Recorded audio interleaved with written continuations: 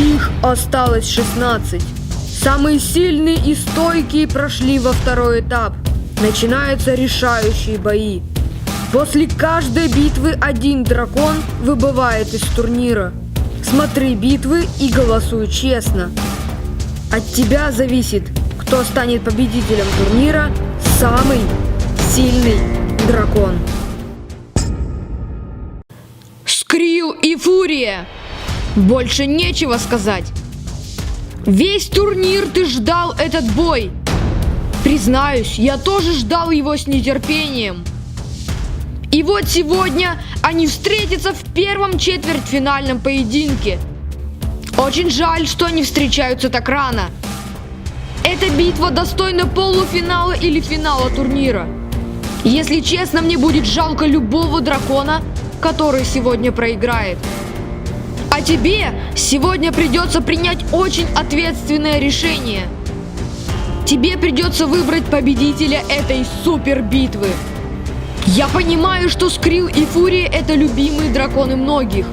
Но выбирай сегодня умом, а не сердцем.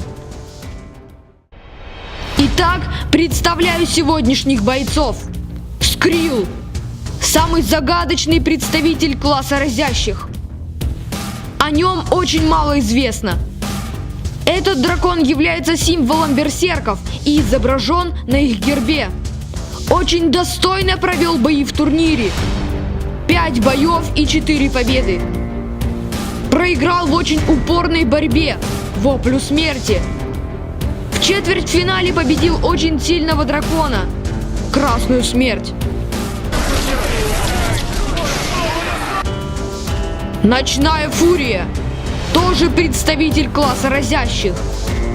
Викинги называли этого дракона порождением самой смерти. Он быстр и невидим в ночи. В турнире провел 5 боев и во всех одержал убедительные победы. В четвертьфинале победил Буйволорда.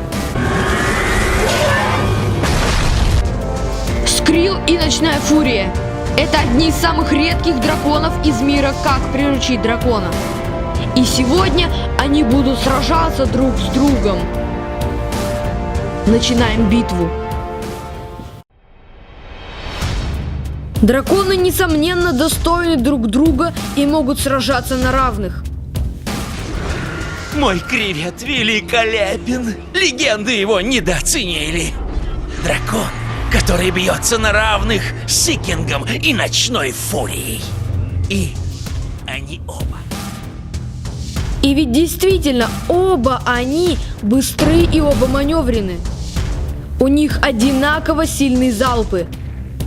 Они много раз в мультфильме стреляли друг в друга, и каждый раз происходил мощный взрыв. Их залпы уничтожали друг друга. С одной стороны молнии, а с другой стороны ацетиленово-кислородный залп. И они не могли пробить залпы соперника. Скрилл и Фурия оба маневренные драконы. Скрилл и Фурия догоняли друг друга и стреляли. Но тот дракон, который улетал, он всегда уворачивался. То есть они оба маневренные драконы. Короче, никто не будет возражать, что драконы сильны, и бой сегодня будет самым сложным из всех, которые у них уже были в турнире. Битва сегодня будет одна. И проходить она будет в грозу темной ночью.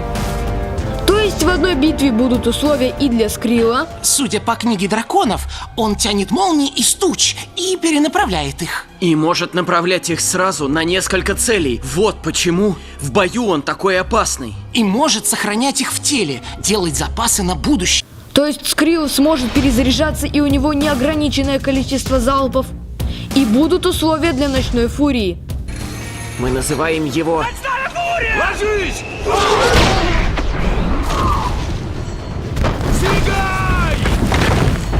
Эта зверюга не таскает еду, не показывается на глаза и...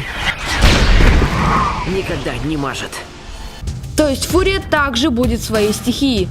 Быстрая и черная. Это дополнительный плюс к ее маскировке. Смогут ли драконы воспользоваться своими преимуществами в битве и смогут ли биться в неподходящих для себя условиях? Например, Скрилл, когда пускает молнии, освещает небо, и ночь становится уже не такой темной. Он вполне может увидеть своего быстрого соперника. И Ночная Фурия может отыскать Скрилла, спрятавшегося в грозовых тучах. И как ты собираешься найти кревета в таких плотных тучах? Беззубику не нужно зрение, чтобы кого-то отыскать. А облака ему не помешают? Беззубик, давай! То есть мы выяснили, что у них очень хорошая маскировка, но они оба могут найти соперника. Явного преимущества у одного из драконов нет. Теперь по поводу залпов. Несколько раз драконы стреляли друг в друга лоб в лоб. И всегда доставалось обоим. Мощный взрыв, мощная отдача, и драконы отлетают от центра взрыва залпов. Ни разу не было, чтобы один залп пробил другой. Залпы одинаковые. Но если вдруг все-таки залп долетит до соперника, что тогда будет? И такое было в мультфильме. Скрилл попадал в наездников, и они выжили. Скрилл попадал в Беззубика, и у него сгорел хвост. Потому что был из металла, а металл привлекает молнии. Но в сегодняшней битве, я надеюсь, ты помнишь, не Беззубик, а Дикая Ночная Фурия. У Дикой Фурии все нормально с хвостом. Металлических деталей нет, поэтому этим своим шансом Скрилл не сможет воспользоваться. И был момент, когда Фурия попала в Скрилла. Но такое впечатление, что он ничего не почувствовал. И у Скрилла, кстати, есть возможность сделать электрощит. Это такая защита от залпов соперника. Можно сейчас долго спорить, со всей силы стреляли драконы в этих эпизодах или не со всей. Но мне кажется, что во всех этих случаях у драконов не было задачи стрелять в полусилы. У кревета навряд ли было чувство жалости к драконам. На него нападали, и он защищался. По мультфильму Скрилл очень злобный и мстительный дракон. Но, по крайней мере, поначалу, пока Икинг не помог ему. И Фурия стреляла. Она защищала Сморкалу и его отца. Поэтому ее залп тоже должен был быть полноценным. Итак, силы залпа у них примерно равны. Даже очень близко равны. Но у кревета дальность выстрела будет подлиннее. Это его небольшое преимущество. Теперь про скорость и маневренность. И кревет, и Фурия очень удачно уворачивались от залпов соперника и не могли оторваться от преследователя. И когда они летали в ледяной пещере, Скрилл не отставал от Фурии и очень быстро летел по узким ходам. Опять делаю вывод. И по скорости, и по маневренности они равны.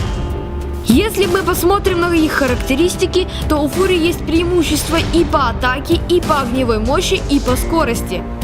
И у Скрилла залпов меньше, но в грозу они становятся бесконечными. Он может просто обстрелять Фурию, и ей придется только защищаться, улетать и уворачиваться. Ну и последнее – это ум драконов. И тут оба бойца умны и хитры. Опять же, ты помнишь? В битве участвуют дикие драконы, а не прирученные. Ну что, пришло время узнать, кто из драконов пойдет дальше. Скажу честно, выбор нелегкий, особенно если голосовать умом, а не сердцем. Если бы это был бой в первом этапе турнира, то вполне могла бы быть ничья. Даже по мультфильму они равны. Но тебе надо выбрать победителя. Но если уж совсем тяжело, выбери ничью. Но тогда твой голос не будет учитываться. Нажимай на вот этот значок, который есть в правом верхнем углу, и голосуй. И не переживай, если твой любимый дракон проиграет. Для тебя он навсегда останется самым любимым и сильным. А это всего лишь турнир. Я желаю победы обоим драконам, и пусть победит действительно сильнейший. Заранее поздравляю победителя и сочувствую проигравшему.